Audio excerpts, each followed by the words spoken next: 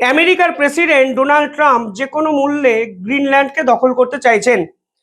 গ্রিনল্যান্ডকে দখল করার তাগিদটা তার এতটাই বেশি যে তিনি ইউরোপীয় ইউনিয়নের 8টি রাষ্ট্রের উপর ট্যারিফ চাপিয়েছেন এবং ন্যাটোর বিপক্ষে যুদ্ধ ঘোষণা করে দিয়েছেন। কিন্তু কেন তিনি গ্রিনল্যান্ডকে দখল করতে চাইছেন?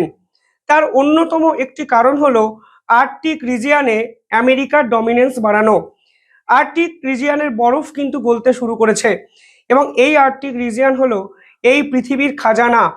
মনে করা হচ্ছে এই বরফের তলায় এমন কিছু ন্যাচারাল রিসোর্সেস আছে যেগুলো যে উত্তোলন করতে পারবে তার হয়তো কয়েক শতাব্দী আর ওয়েলথ ক্রিয়েশন করতে হবে না।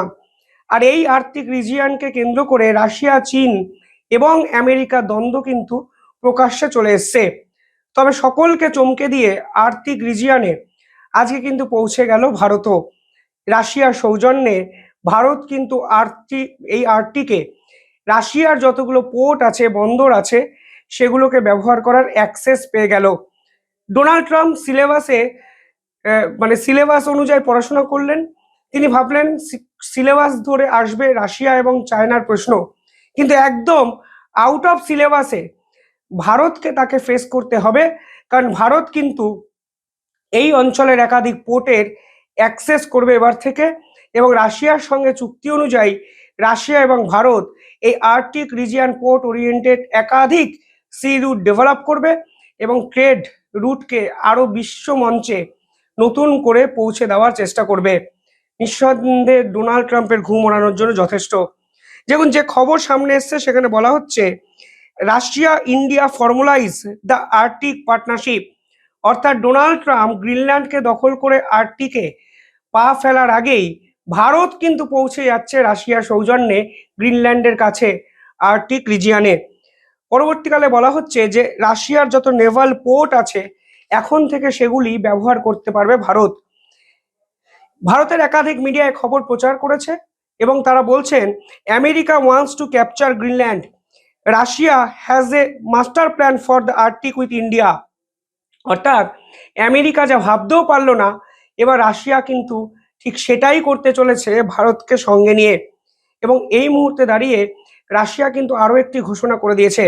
তারা বলেছেন যে ভারতে এসে এবার রাশিয়ার একাধিক কোম্পানি ম্যানুফ্যাকচারিং হাব তৈরি করবে এবং রাশিয়া এবং ভারতের ট্রেড এগ্রিমেন্টগুলোকে আরও মাজা করে নতুনভাবে দুই দেশের ব্যবসা বাণিজ্যকে এগিয়ে নিয়ে যাবে, এবং সেটা আর্কটিক রিজিয়নকে কেন্দ্র করেই।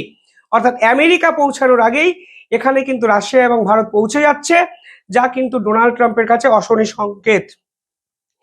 পাশাপাশি যে খবর সামনে আসছে সেখানে বলা হচ্ছে যে আর্কটিক রিজিয়নে যে কোঅপারেশন, এটা কিন্তু ভারত এবং রাশিয়া একত্রে নর্থার্ন সি রুটকে ডেভেলপ করার জন্য অত্যন্ত গুরুত্বপূর্ণ হয়ে যাচ্ছে। এটি কিন্তু সুয়েজ ক্যানেল ওরিয়েন্টেড একটি রুট এবং এটি কিন্তু রাশিয়ার নর্থার্ন কোস্ট ওরিয়েন্টেড একটি রুট, যেটা নতুন করে ডেভেলপ করা হচ্ছে এবং এই রুটটা কিন্তু ব্যবহার করা যেত না বরফ থাকার জন্য। এবার এই নর্থার্ন সি রুট বরফ গলে যাওয়ার পর যদি ডেভেলপ করা যায় তাহলে কিন্তু আটলান্টিক ওশিয়ান এবং প্যাসিফিক ওশিয়ানকে খুব সহজে জুড়ে এই অঞ্চলটিকে কাজে লাগানো যাবে, যা এখন রাশিয়া এবং ভারত একত্রে চাইছে। রাশিয়া সরাসরি ভারতকে ইনভাইট করেছে এবং রাশিয়া বলেছে যেহেতু ভারত এবং রাশিয়ার মধ্যে রিলোস এগ্রিমেন্ট সই হয়ে গেছে, তাই রাশিয়ার ব্যবহৃত বহু বন্দর ভারত নির্দ্বিধায় ব্যবহার করতে পারে। একইভাবে ভারতের ব্যবহার্য একাধিক বন্দর রাশিয়াও কিন্তু তাদের ব্যবসা বাণিজ্য করার জন্য ব্যবহার করতে পারবে। এই পুরো জিনিসটি পরিষ্কার একটি জিওপলিটিক্যাল শিফটকে ইন্ডিকেট করছে, কারণ ডোনাল্ড ট্রাম্প যা ভাবতেও পারেননি এবার গ্রিনল্যান্ড নিয়ে ঠিক সেই জিনিসই কিন্তু করে দিল ভারত। এবং ডোনাল্ড ট্রাম্প এই পুরো বিষয়টি কিভাবে মোকাবিলা করবে তা একটা বড় প্রশ্নচিহ্নের মুখে আমেরিকাকেও রেখেছে। এবার ইন্ডিয়ার লাভটা কি? দেখুন, পার্টিকুলারলি এই জায়গায় রাশিয়া ভারতের একাধিক যে সি ফেয়ারার্স আছে অর্থাৎ নাবিক আছেন তাদের কিন্তু ট্রেন করবেন, কারণ আর্কটিক অঞ্চলে জাহাজ চালানো একটু কঠিন, ফলে ট্রেনিং এক্সারসাইজ করানো হবে ভারতীয় নাবিকদের। পাশাপাশি এই জায়গাটিতে একই সঙ্গে দুই দেশের স্ট্র্যাটেজিক্যাল ট্রান্সপোর্ট রুট হিসাবে ব্যবহার করার পরিকল্পনা হয়েছে। ফলে ভবিষ্যতে যদি এই অঞ্চলে কোনো থ্রেট ক্রিয়েট রাশিয়ার জন্য হয়, ভারত ঝাঁপিয়ে পড়বে। ভারতকে যদি কেউ কোনো রাষ্ট্র আটকানোর চেষ্টা করে, রাশিয়া একইভাবে স্ট্র্যাটেজিক্যালি মিলিটারি ডিপ্লয়মেন্ট করবে, যা কিন্তু নিঃসন্দেহে সাম্প্রতিক সময়ের সব থেকে বড় ঘোষণা। ভারতের লাভ হলো, দেখুন গ্লোবাল সার্কিটে ভারতের কিন্তু পাওয়ার রেকগনাইজেশন একটা হলো।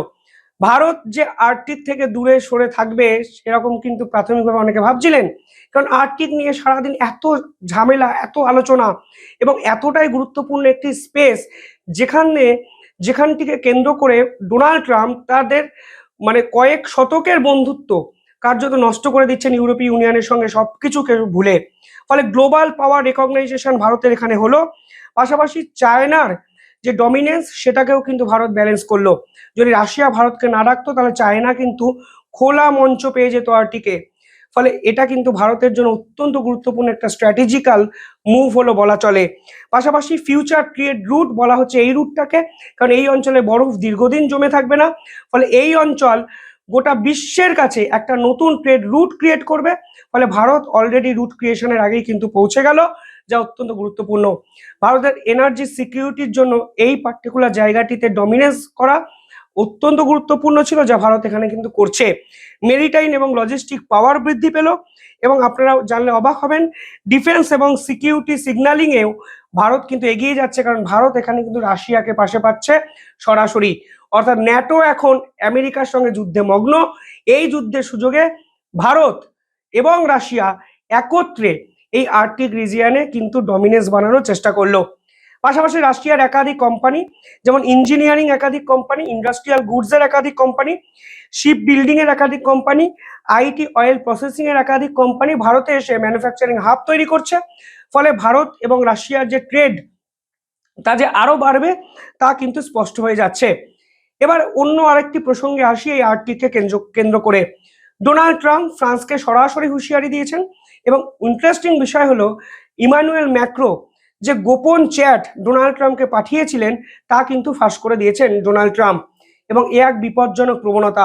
দুই রাষ্ট্রনায়কের মধ্যে এমন কিছু গোপন কথা হয় যেগুলো অনেক বেশি সিকিউরিটি ওরিয়েন্টেড কথা হতে পারে, এবং একে অপরের বিশ্বাসযোগ্যতাকে প্রতিষ্ঠিত করে, এবং একে অপরের প্রতি ভরসাকে কিন্তু প্রতিষ্ঠা করে। কিন্তু ডোনাল্ড ট্রাম্প যদি এইভাবে এক একটা রাষ্ট্রনায়কের চ্যাটকে ভাইরাল করে দেন, সামাজিক মাধ্যমে নিয়ে আসেন, তাহলে কিন্তু ভবিষ্যতে ডোনাল্ড ট্রাম্পকে আর কেউ বিশ্বাস করে কিছু বলবেন না।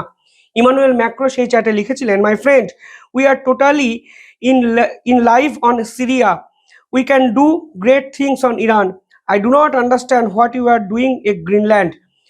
ফলে ডোনাল্ড ট্রাম্প এই ধরনের চ্যাটকে ভাইরাল করে দিয়েছেন, যেখানে ইমানুয়েল ম্যাক্রো পরবর্তীকালে G7 নিয়ে একটি বৈঠক অর্গানাইজ করতে চেয়েছিলেন, এবং প্যারিসে ডোনাল্ড ট্রাম্পকে ইনভাইটও করেছিলেন ডিনারের জন্য।